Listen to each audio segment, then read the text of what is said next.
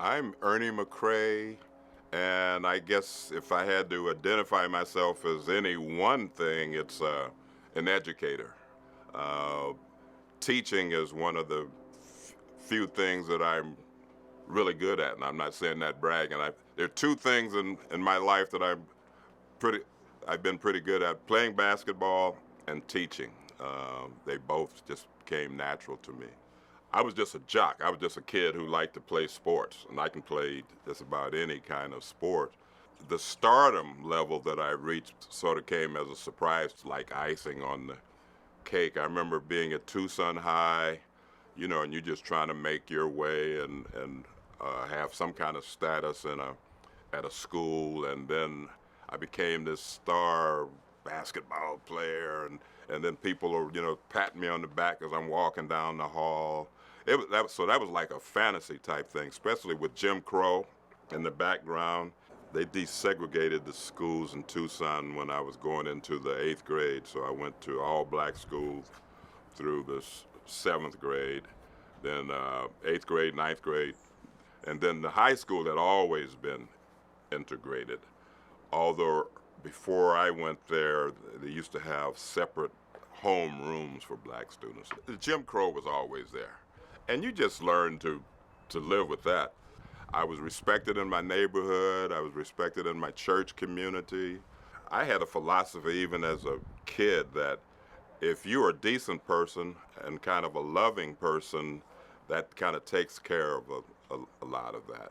And I never bought into black people being dumb or anything like that, because some of the smartest people I knew were black. My mother was one of the most intelligent people I ever known, and my grandfather. And in my culture, getting an ass whooping is pretty popular. But that wasn't. I can only remember being hit by my mother maybe 3 times at the most. And when I think back on why, I think I would have hit me too, that kind of.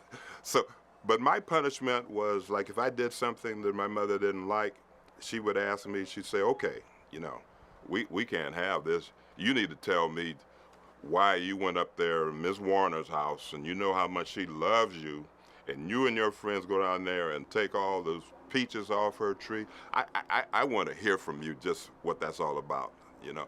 And I couldn't do. I wasn't allowed to do one of those. I don't know, you know. She'd say I got all day, and then we talk. So I learned how to reason.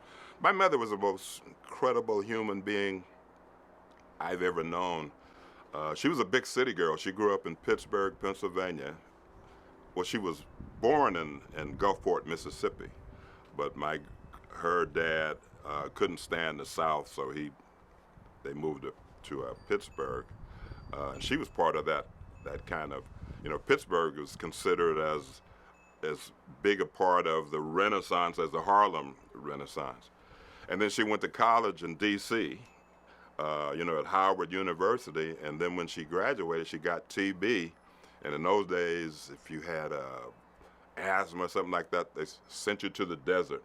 And when she got to Tucson, Arizona, she went, "Oh, shit, what is, where am I?"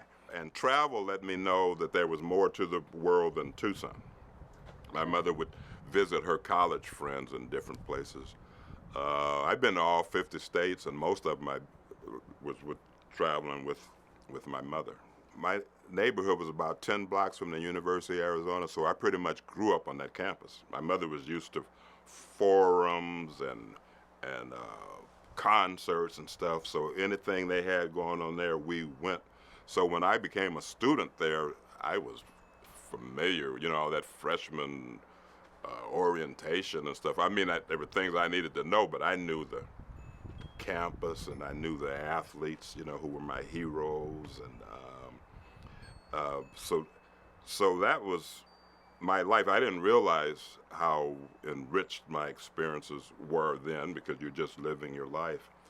And we didn't have much money, but every summer we traveled.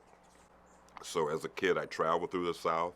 So I saw some of the worst of human beings, and that whole thing, you can't look a white person in the face and all that. That was real stuff in Union, Mississippi, where our or my family history, the Wyndhams.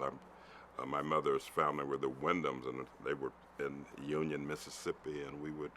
Uh, and when I look back on it now, I can remember conversations that I didn't realize at the time were about somebody being lynched, uh, which was just kind of a thing that happened. But I remember back the conversations, the adults would say something like, girl, you heard about Sister Wilma's son, didn't you?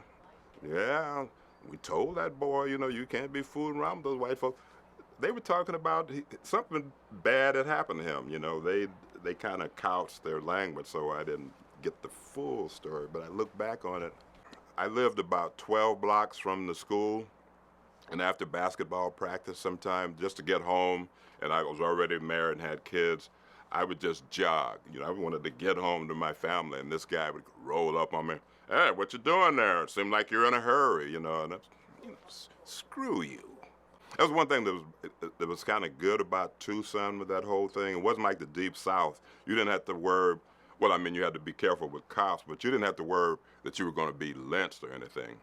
So you could tell a white person, you know what I mean? It's like you do that in the South, and that's just like a suicide. If you remove Jim Crow out of the picture, I had an idyllic life.